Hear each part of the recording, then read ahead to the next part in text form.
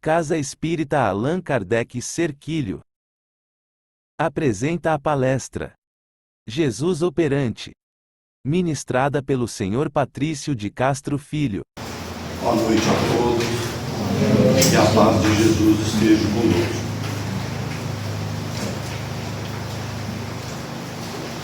O tema da noite, ele vem de Emmanuel, está transcrito no livro Pão Nosso, no capítulo 35, onde Emmanuel denominou o Cristo operante.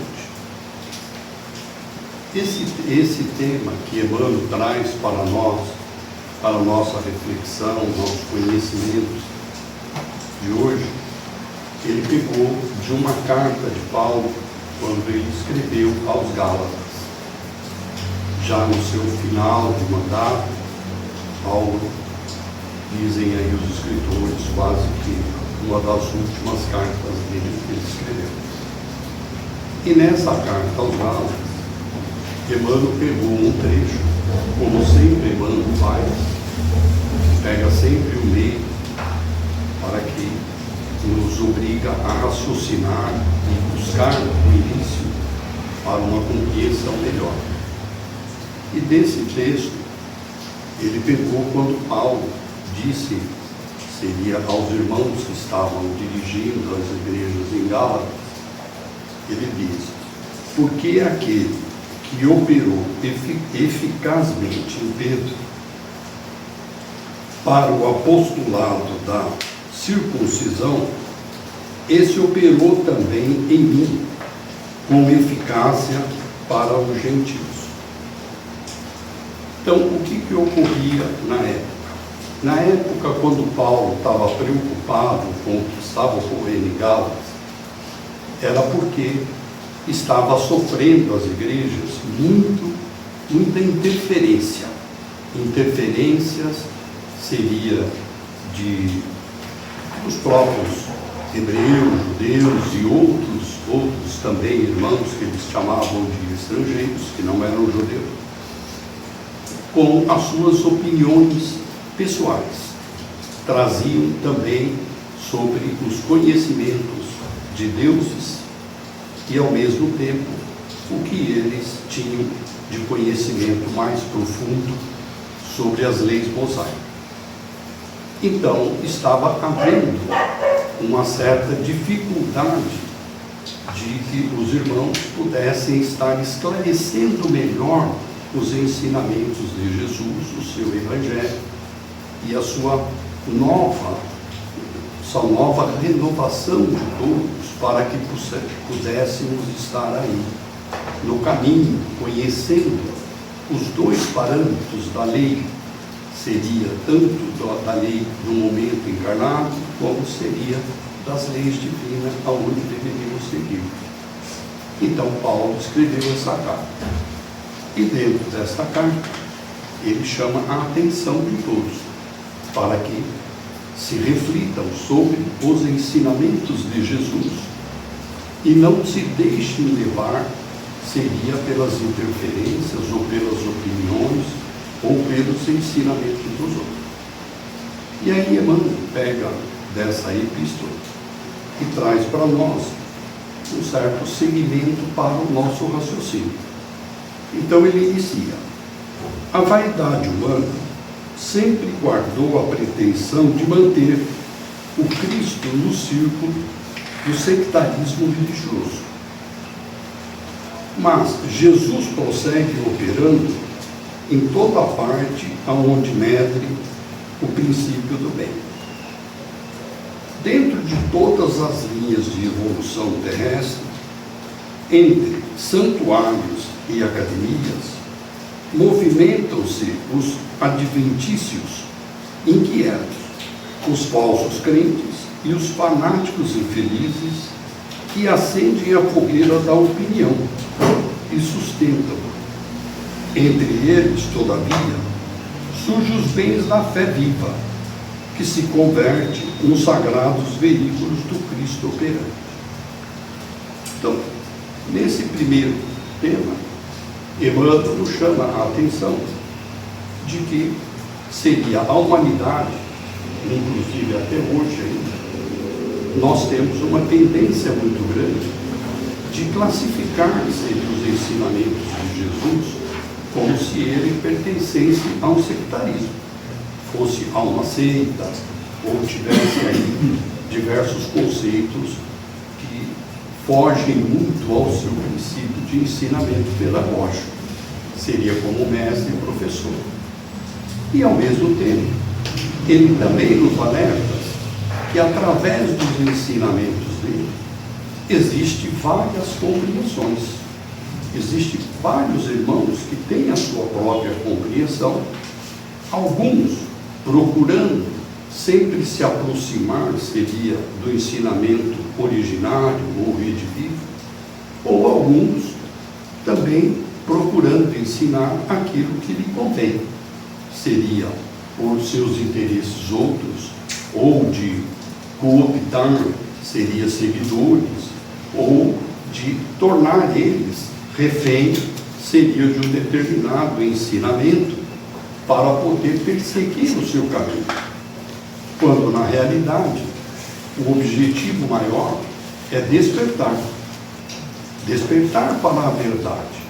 Despertar para os ensinamentos que realmente o Mestre nos presenteou com a sua presença vindo ao planeta encarnado para trazer esse ensinamento pessoal para nós.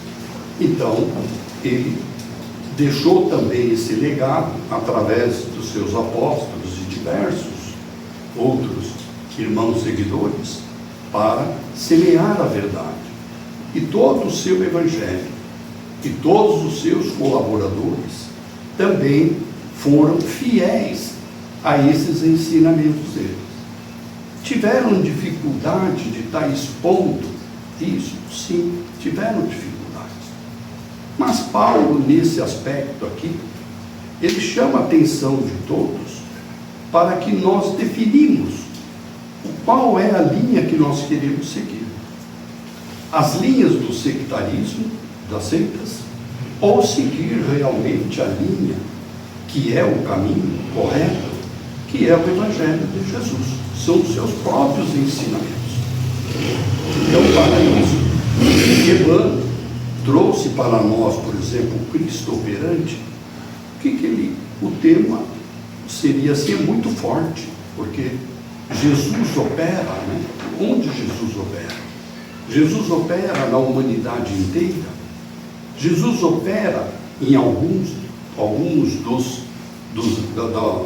dos indivíduos da humanidade. Onde Jesus opera? Então, Paulo trouxe para nós essa diferenciação entre ele e Pedro. Seria Simão Pedro. Então, Jesus, quando elegeu Pedro, inicialmente, ele elegeu Pedro por todos os seus ensinamentos que ele deu, como se fosse um pescador de almas e que apacentasse as suas ovelhas. Então, na realidade, seria Jesus, deu a incumbência a Pedro de poder, seria entre os judeus, porque Pedro era judeu, para trazer os judeus que estavam muito céticos nos ensinamentos, seria de Moisés, para a realidade, a nova realidade, seria a nova era dos ensinamentos de Cristo, que seria a bondade, o amor, e não tanto um julgamento severo e punitivo, como tem os 10 mandamentos e mais 750 leis pessoais que foi feito por Moisés, na sua individualidade, para naquela oportunidade coibir, seriam os seus próprios erros. Uma delas que ele fez mesmo foi o próprio olho por olho, dente por dente, porque naquela oportunidade cada um agia, seria a sua vontade, ao seu livre-arbítrio, de uma forma descomida. Por quê? Porque se alguém se sentisse lesado, vamos supor, de uma galinha, Ele teria direito de ir lá, tomar a sua propriedade, matar toda a sua família, se apoderar de todos os seus animais e bens, ou extirpar todos eles. Então, Moisés trouxe naquela realidade, seria um princípio da igualdade. Seria o que é? Uma unidade por unidade. Se você foi vítima de uma galinha, você tem direito a apenas uma galinha. Não apenas seria agir aos seus interesses outros, de uma forma de usurpar os direitos de todos. Então, entre isso, ele trouxe para nós, por exemplo, Simão Pedro centralizou todos os seus trabalhos evangélicos nascente, reajustando as aspirações do povo escolhido. O povo escolhido era os israelitas, era os judeus. Então a função de Pedro era exatamente trazer os judeus para o conhecimento da verdade. Não obrigá-los, mas esclarecer a eles. E aqueles que realmente quisessem se aprimorar, se permitir a desenvolver ou conhecer profundamente os conhecimentos de Jesus, que seguiria e ele estaria ali para amparar a todos, aonde Pedro recebia as orientações do alto, do próprio mestre, porque Pedro era médium, né? Então ele recebia e fazia o seu ensinamento. Em contrapartida, Jesus também elegeu Paulo de Tarso para que também fizesse aos mesmos, mas lhe deu uma obrigação pessoal, que seria os gentios. Quem eram os gentios naquela época? Os gentios não eram judeus, eram conhecidos como estrangeiros, eram diversos. Eram gregos, seria egípcio, seria romanos, tinha diversas origens deles que estavam ali. E todos eles tinham na época um conhecimento de deuses. O Deus do Sol, o Deus de Marte, o Deus da água, o Deus disso, o Deus daquilo. Então, eles eram conhecidos perante a lei mosaica como pagãos. Eram exatamente os pagãos que eles estavam. E Paulo foi incumbido por Jesus de ali poder evangelizá-los, trazendo a eles.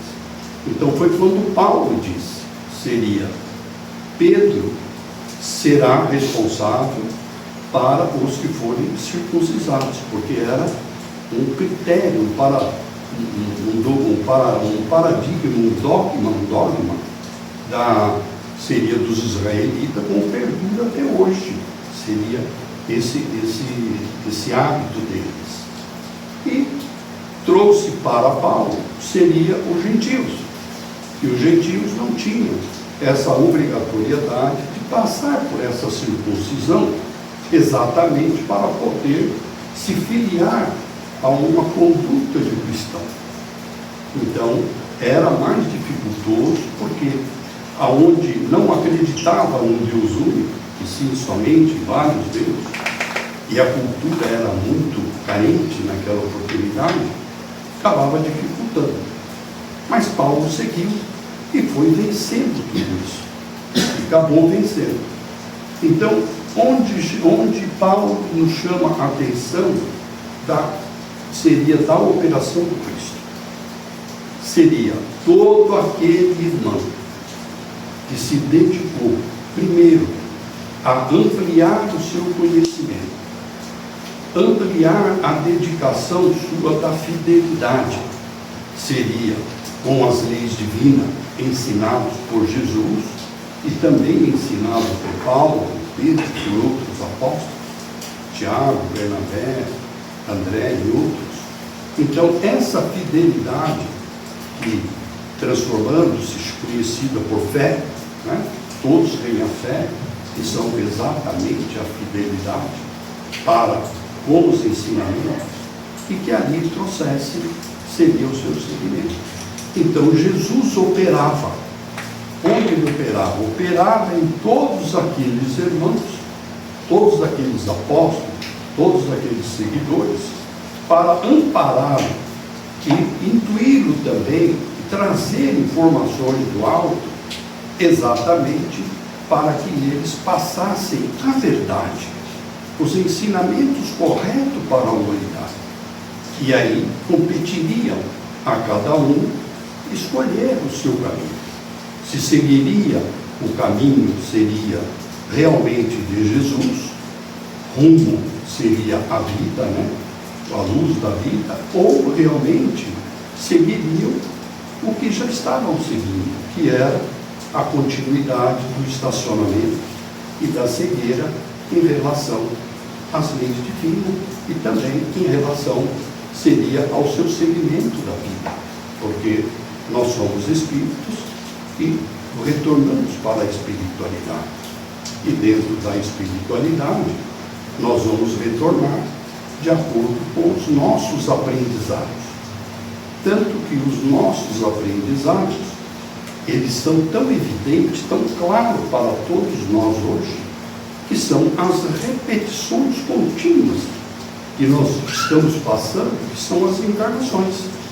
Então nós estamos sempre nos encarnando, sempre corrigindo aquilo que deixamos, que não cumprimos em encarnações anteriores, e vamos, alguns permanecem ainda estacionados, outros se despertam um pouco para o conhecimento e buscam enriquecer, seria fazer a sua poupança espiritual, que seria no campo, tanto no campo instrutivo, como no campo moral, que é o campo da caridade. E mais adiante, Emmanuel, ele continua nos chamando, por exemplo, através de ombros, expressava-se o mestre com um só objetivo: o aperfeiçoamento do homem para o reino divino. Então, quer dizer, Jesus operava nesses irmãos, nesses instrumentos que ali estavam, servindo, transmitindo o conhecimento a todos, para que todos se despertassem para seguir rumo seria ao reino divino. Mais adiante ele diz, hoje Emmanuel traz, é tempo de reconhecer a luz dessa eterna verdade. Por quê? Porque Jesus disse em várias parábolas e vários ensinamentos que deixou para a humanidade refletir e se aprofundar. Uma delas, de uma essência dentro da minha compreensão, é quando ele diz: eu sou a verdade, o caminho e a vida. Então, a vida é um fato indiscutível. Todos nós temos a vida, porque o Criador nos concedeu a vida. A verdade é exatamente o conhecimento que nós temos. E o caminho? O caminho é o que definimos por caminho. Nós definimos por caminho uma estrada transitória que iremos transitar. E nessa estrada que nós vamos transitar, nós conhecemos Cristo. Então, hoje entrei aqui no começo dessa estrada. E nessa estrada, eu não conheço o fim. Não conheço todo o seu trajetório. Então, obviamente, para que eu venha a conhecer todo esse trajeto, eu tenho que seguir.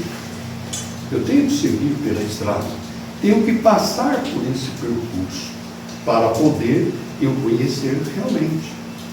E quem no planeta nós temos que realmente transitou por essa estrada do início até chegar ao seu destino final? Foi Jesus. Ele é o único que transitou por essa estrada. E não existe nem desencarnado e nem encarnado, irmãos, que já chegaram ao seu fim. Muitos deles estão no caminho, mas não chegaram. Então, Emmanuel traz a nossa reflexão sobre a condução da estrada. No campo terreno, nós caminhamos com os pés. Nós vamos transitando na estrada com os pés. Mas, no campo espiritual, no corpo espiritual, nós transitamos com as asas do Espírito. Por quê? Porque na espiritualidade não existe tantas estradas, não existe o ônibus, não existe o veículo, não existe a moto, não existe isso. Existe transportes da própria espiritualidade, mas não da individualidade de ninguém.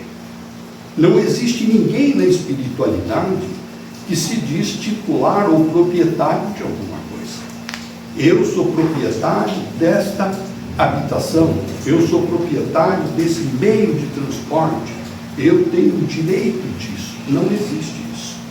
Tanto que Jesus nos disse: quanto mais nos desprendermos da materialidade, nós estaremos aperfeiçoando os nossos conhecimentos e, obviamente, caminhando. Então, qual é a estrada de Jesus? Vamos falar na estrada do Espírito. Quais são as asas que nós vamos andar? Quais são os obstáculos que iremos conhecer? Quais são as curvas, as turbulências que iremos passar? Nós temos que passar.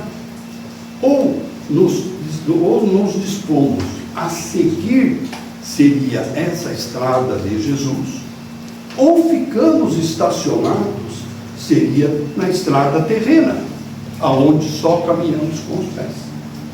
Então, o que Emmanuel traz para nós nessa reflexão?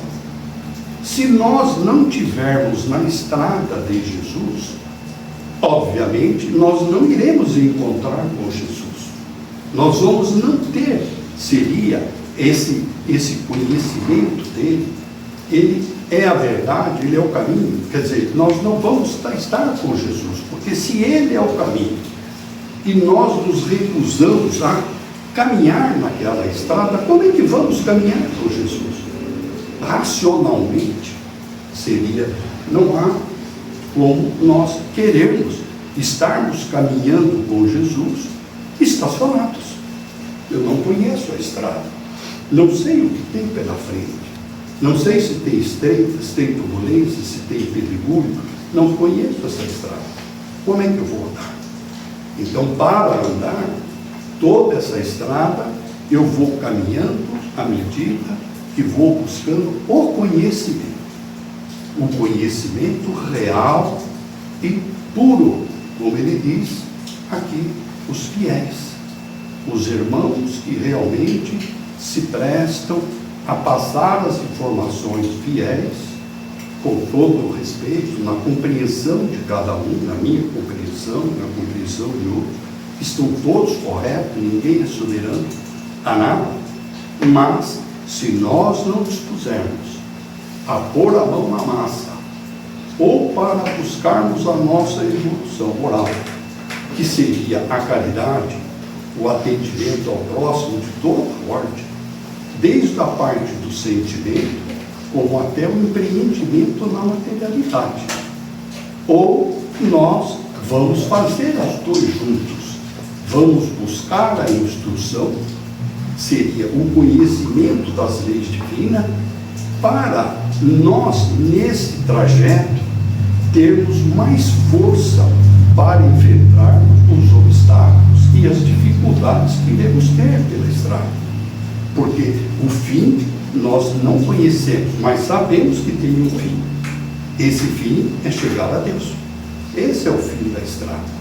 Então, Jesus, quando disse: eu sou o caminho, a verdade e a vida, exatamente ele nos traz para isso.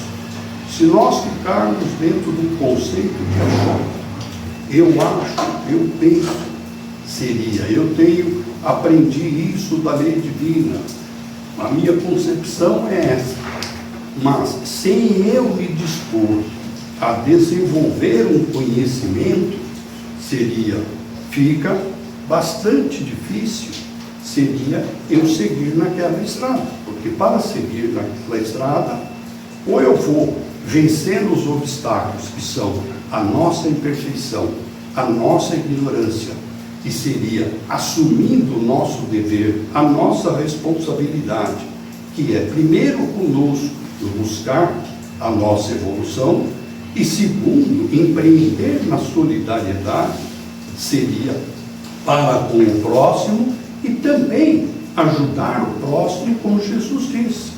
Quais são os maiores mandamentos que tem? Amar a Deus acima de todas as coisas, com todo o seu fervor, a sua individualidade e o próximo. E o próximo. Então, se nós não nos dispusermos para nos autoconhecer, para empreender, seria de como ajudar o próximo, nós não iremos fazer. Nem sempre a ajuda ao próximo, ela é pecúnia, ou é o alimento, ou é isso.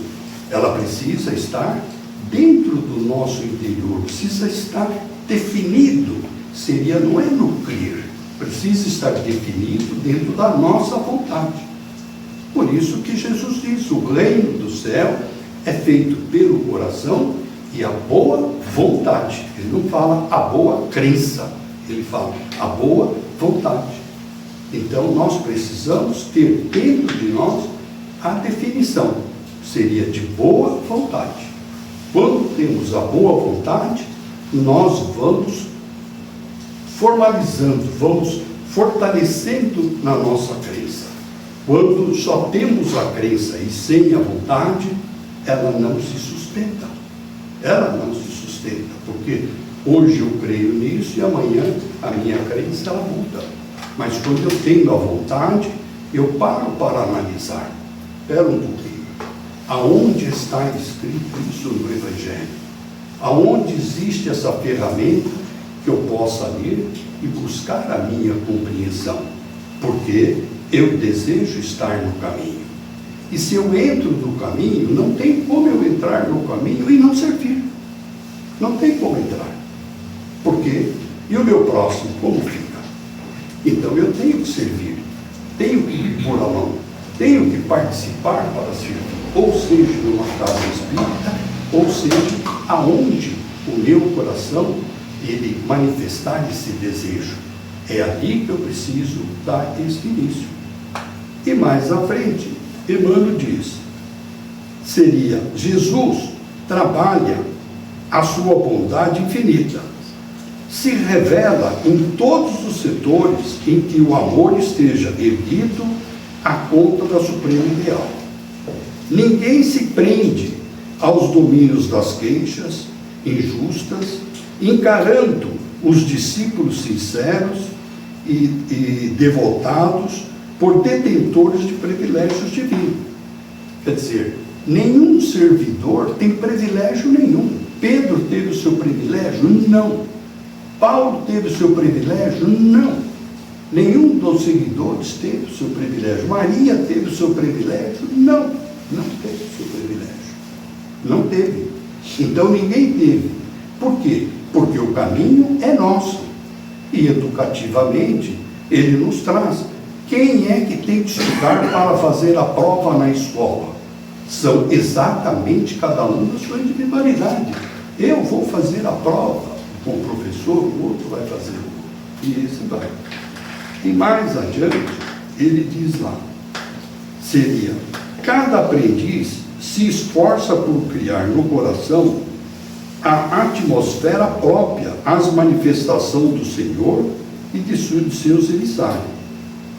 Trabalha, estuda, serve e ajuda sempre, em busca das esferas superiores, e sentirá o Cristo operante no seu lado e nas relações de cada dia. Então, Emmanuel fecha para nós, seria que é importante pormos a mão na massa no trabalho. Muito obrigado, que Deus abençoe a todos.